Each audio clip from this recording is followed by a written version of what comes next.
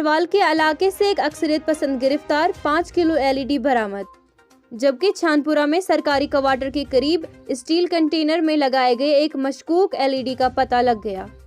بنیال قاضی گنڈ سرنگ سے ہوتا ہوا 3 روزہ HMV ٹریفک آزمائشی آغاز آج سے شروع ہو گیا۔ Heavy motor vehicles HMV traffic کا ٹرائل رن نئے تعمیر شدہ ڈبل ٹیوب بنیال قاضی گنڈ سرنگ کے ذریعے اتوار سے 3 دن تک شروع ہو چکا ہے۔ تعمیراتی کمپنی کو 8.5 کلومیٹر طویل ڈبل ٹیوب بنانے میں 9 سال لگے اور اب یہ سرنگ افتتاح کے لیے تیار ہے۔ سامعین، منشیات کے خلاف جنگ بھی جاری ہے۔ کلگام پولیس نے 2 نارکوٹک ڈرگ پیڈلرز کو دستبردار کیا اور معدے کے خاتمے کی بڑی تعداد کو دوبارہ حاصل کیا۔ ڈسٹرکٹ پولیس کلگام نے ایک بڑی کامیابی میں 2 منشیات فروشوں کو گرفتار کیا اور اس غیر قانونی کام میں استعمال ہونے والے ممنوعہ مادے اور دیگر ساز و سامان کی بھاری مقدار برآمد کی۔ کلگام کی پولیس پارٹی نے ایک ناکہ قائم کیا اور ایک گاڑی آلٹو کار چیکنگ کے دوران رجسٹریشن نمبر JK 189565 کو روکا گیا۔ چیکنگ کے دوران موجودہ افسران مذکور گاڑی میں بیٹھ کر جانے والے 2 افراد کے قبضے سے 1 کوئنٹل پوست کا بوسہ برآمد کر سکے۔ ان کی شناخت شاہد احمد زرگر اور رفیق احمد بٹ کے نام سے ہوئی، جو کہ کلگام کے رہائشی ہیں۔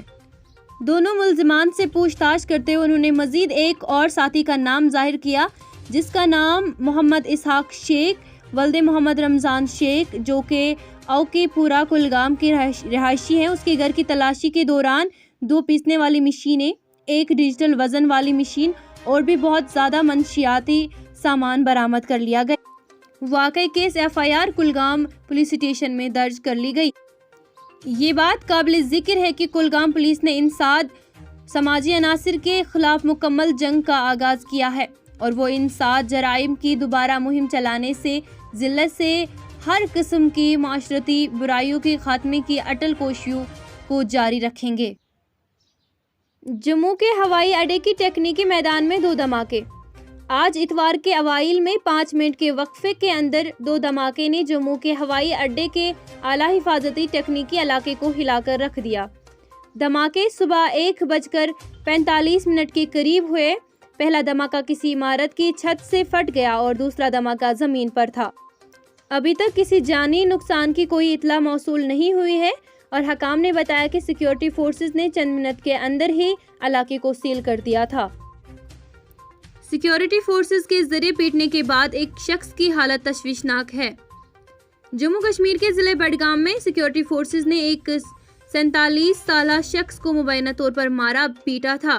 حکام نے بتایا کہ اسے ہفتے کو تشویشناک حالت میں اسپتال میں داخل کیا گیا ہے۔ عہدیداروں نے بتایا بڈگام کے علاقے ماگام کے ریڈبو کے رہائشی محمد رمضان کو یہاں بے ہوشی کی حالت میں SMHS اسپتال لایا گیا۔ ان کا کہنا تھا کہ ان کے کنبے کے افراد نے الزام لگایا کہ انہیں ماگام کے علاقے میں آرمی کے اہلکاروں نے مارا پیٹا۔ فوج کے عہدیداروں نے کہا کہ وہ واقعے سے آگاہ نہیں ہیں اور زمین سے معلومات اکٹھا کرنے کے بعد ہی تبصرہ کریں۔ جموں پولیس نے آج شہر کے نواں میں ایک مشہور شاپنگ مال کے قریب 2 اکثریت پسندوں کو گرفتار کیا اور ان کے ذریعے یہاں لایا گیا اسلحہ، گولہ بارود اور دھماکہ خیز مواد برآمد کیا۔ معتبر ذرائع نے بتایا کہ جموں شہر میں دہشت گردی کا ایک بڑا منصوبہ ان دنوں اکثریت پسندوں کی بروقت گرفتاری سے باز آ گیا ہے۔ انہوں نے مزید کہا کہ جموں پولیس نے شہر کے نواں میں 2 اکثریت پسندوں کی موجودگی کے بارے میں ایک خاص ان پٹ تیار کیا تھا، جہاں وہ شہر میں دہشت گردی کا حملہ کرنے سے پہلے ہی قیام پذیر تھے اور ممتاز تنصیبات کی تلاشی لیتے رہے تھے۔ پولیس نے دونوں اکثریت پسندوں کو مستقل تفتیش کے لیے فوری طور پر ایک محفوظ مکان میں منتقل کر دیا تاکہ یہ معلوم کیا جا سکے کہ ان کے دیگر رابطے میں بھی جموں میں چھپنے میں کامیاب ہو گئے یا نہیں۔ پولیس نے آج رات کچھ علاقوں میں تلاشی لی تھی۔ ذرائع نے بتایا کہ اکثریت پسندوں کے قبضے میں موجود اسلحہ، گولہ بارود اور دھماکہ خیز مواد برآمد کر لیا گیا ہے۔ 2021 کشمیر میں 12 شہریوں کو کھا گیا۔ اکثریت پسندی سے متعلق مختلف واقعات میں رواں برس کم از کم 12 عام شہری ہلاک ہو گئے، جس میں نامعلوم مسلح افراد نے 9 شہریوں کو گولی مار کر ہلاک کر دیا، جن میں ایک تاجر، 2 میونسپل کونسلرز اور بھارتیہ جنتا پارٹی کے رہنما شامل ہیں۔ سوپور میں 12 مقتول شہریوں میں سے 2 کی موت اس وقت ہوئی جب سری نگر کے علاقے باربرشاہ میں دستی بم حملے میں ایک شہری کی موت ہو گئی۔ سری نگر کے علاقے سورا میں گزشتہ سال دسمبر کے پہلے ہفتے میں بندوق برداروں نے فائرنگ کر کے شدید زخمی ہونے پر بھوجپورہ میں بلال کالونی سورا کا ایک نوجوان ندف حنیف خان کو زخمی کر دیا تھا، جو رواں سال جنوری کے آخری ہفتے میں دم توڑ گیا تھا۔ سونور سری نگر کے سیکیورٹی زون میں 17 فروری کی شام مسلح افراد نے کرشنا ڈھابا کے مالک آکاش مہرا کے بیٹے کو گولی مار دی۔ 28 فروری کو زخمیوں کی تاب نہ لاتے ہوئے مہرا نے 10 دن سے زیادہ عرصہ تک اسپتال میں زندگی کی جنگ لڑی۔ مارچ کے آخری ہفتے میں ایک بے ایمانہ حملے میں اکثریت پسندوں نے شمالی کشمیر کے بارہمولہ ضلع کے سوپور قصبے میں 2 کونسلر ریاض پیر اور شمس الدین کو ہلاک کر دیا۔ اس حملے میں ایک کونسلر کا سیکیورٹی گارڈ بھی مارا گیا۔ پولیس نے حال ہی میں لشکر طیبہ کے اکثریت پسند مدثر پنڈت اور اس کی 2 ساتھیوں کو سوپور انکاؤنٹر میں مارے جانے والے کونسلر پر حملہ کا ذمہ دار ٹھہرایا تھا۔ رواں سال اپریل کے دوسرے ہفتے میں نامعلوم مسلح افراد نے بوجی پورہ بڈگام میں ایک شہری نصیر خان کو ہلاک کیا، جبکہ مارچ کے آخری ہفتے میں جبلی پورہ بجبہاڑا میں نامعلوم مسلح افراد نے 2 نوجوان سنجیت پرے اور شہنواز بٹ کو ہلاک کر دیا تھا۔ جون کے پہلے ہفتے میں میونسپل کمیٹی ترال کے سربراہ اور بی جے پی رہنما راکیش پنڈت کو متشبہ اکثریت پسندوں نے گولی مار کر ہلاک کر دیا تھا۔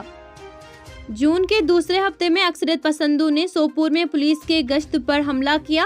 پولیس کے مطابق اس حملے میں 2 پولیس اہلکار اور 2 عام شہری شالیمار کالونی سوپور کے منظور احمد شالہ اور مہراج پورہ سوپور کا بشیر احمد ہلاک ہو گئے۔ سری نگر میں حالیہ دنوں میں اکثریت پسندوں نے ہڑتال کی اور سری نگر کے علاقے حبک کدل میں کیلاش پورہ کے ایک دکاندار عمر نذیر بٹ کو گولی مار کر ہلاک کر دیا۔ اور گزشتہ روز ایک شہری کی شناخت مدثر احمد بٹ ولد عبدالرشید بٹ کے ہانجی گونڈ بیرو کے نام سے ہوئی ہے۔ وہ کشمیر کے دارالحکومت سری نگر کے علاقے میں دستی بم کے حملے میں ہلاک ہو گئے۔